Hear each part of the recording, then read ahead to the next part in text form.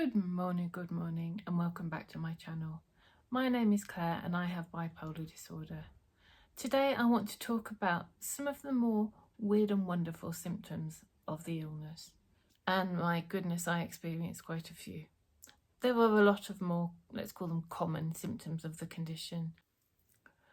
Although in this video I'm going to be smiling at some of the things that have happened to me, I do want to acknowledge that actually they can be quite frightening. However, as time has gone by and I've learnt to see what happens to me on a regular basis, I can see the humour in the things that happen. Just a disclaimer, if you are experiencing symptoms that concern you, whatever they might be, whether they be similar to the ones that I'm going to talk about or not, please seek the help of a medical professional.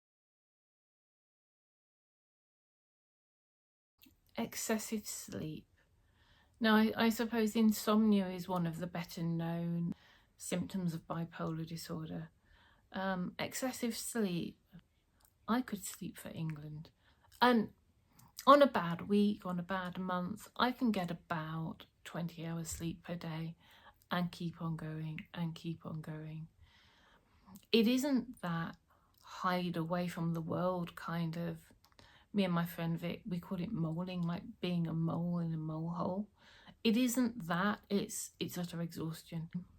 In one particular hospital, there were therapy groups and you were obliged to go. So I would duly turn up, sit down and be absolutely gone. And 45 minutes later, someone would very politely tap on my shoulder and say, "You can go now." And I had no idea what had happened during those minutes. Absolutely no idea. I don't know whether I curled up or whether I sprawled out, whether I dribbled, whether I snored. And I really snore. I don't do anything very quietly. I'm starting to realise that. There's this thing about itching, and honestly, a little bit embarrassed about this. When I move from a depressed state to a manic state or even a hypomanic state, I get very itchy, particularly on my chest area. What's that about? Why my body would start to itch, I don't know. I have said this to psychiatrists and to physical doctors, and no one seems to be able to say to me, "Claire, this is why." It's weird. Interestingly, it doesn't happen going from mania back down.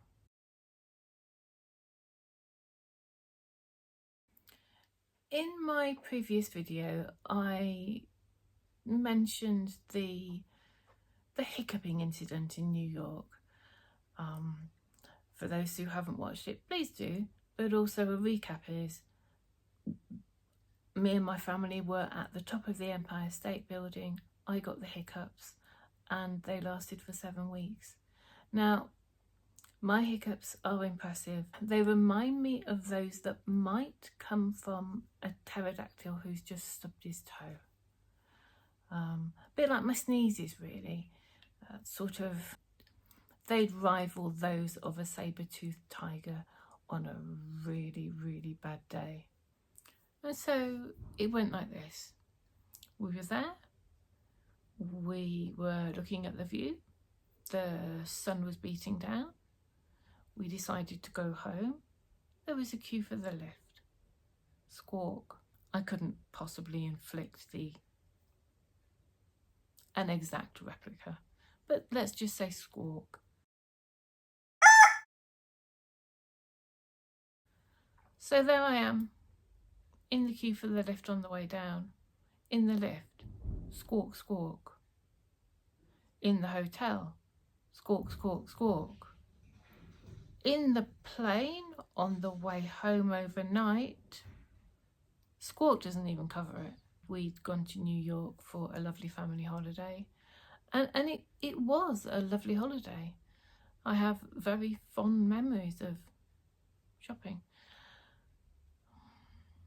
But I think I was more stressed than I knew I was.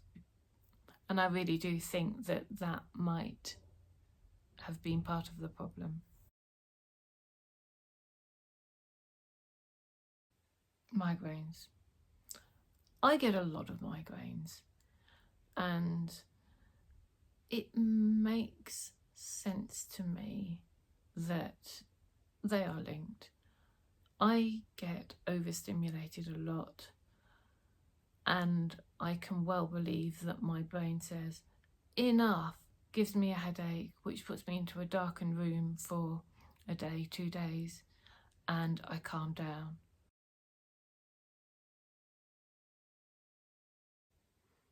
And handwriting. Someone said to me not that long ago how neat my handwriting is, and I guess it is. But it got me thinking, because my handwriting isn't always the same, and I realised that there is a correlation between my mood and how flowy my handwriting is. When I'm feeling down and low and depressed, my handwriting, it shrinks. When I am feeling more elevated, you get these beautiful, I don't know if that's because I'm just feeling more confident, or I write with more abandon when I'm in that kind of mood. And maybe when I'm down and feeling low, I want to shrivel up, and my handwriting mimics that. I don't know. I just find it really interesting. I was actually in one of the hospitals I was at. I was on an eating disorders unit, and it was very much a thing that on the daily menu that we had to fill out, that the people there, the food items that they had to write were in as small as possible. And thinking back, mine was too, except when I was elevated in mood, where I filled out the whole page.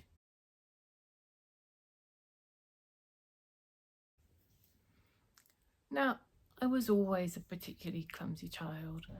I was one of these kids who was always falling over, coming home with scabs on their knees or whatever.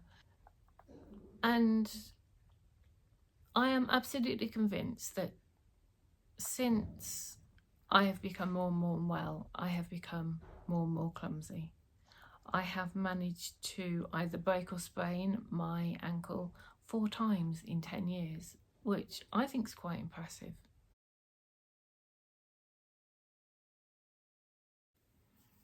This one is less to do with bipolar disorder itself and more to do with other people's reactions to it. Why is it that, say, why is it that when I go to the doctor, they look at me and go, and how's your mental health these days? What? What's that about? Just because I have a mental illness does not mean that every physical symptom I have is connected to it. It really doesn't. But then I start to second guess myself. What if the pain isn't real? It's just in my head. No.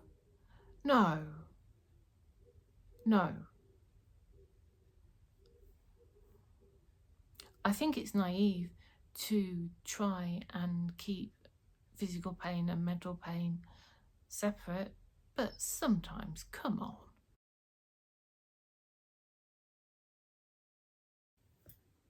So I've included this one because it's something that is really quite personal to me.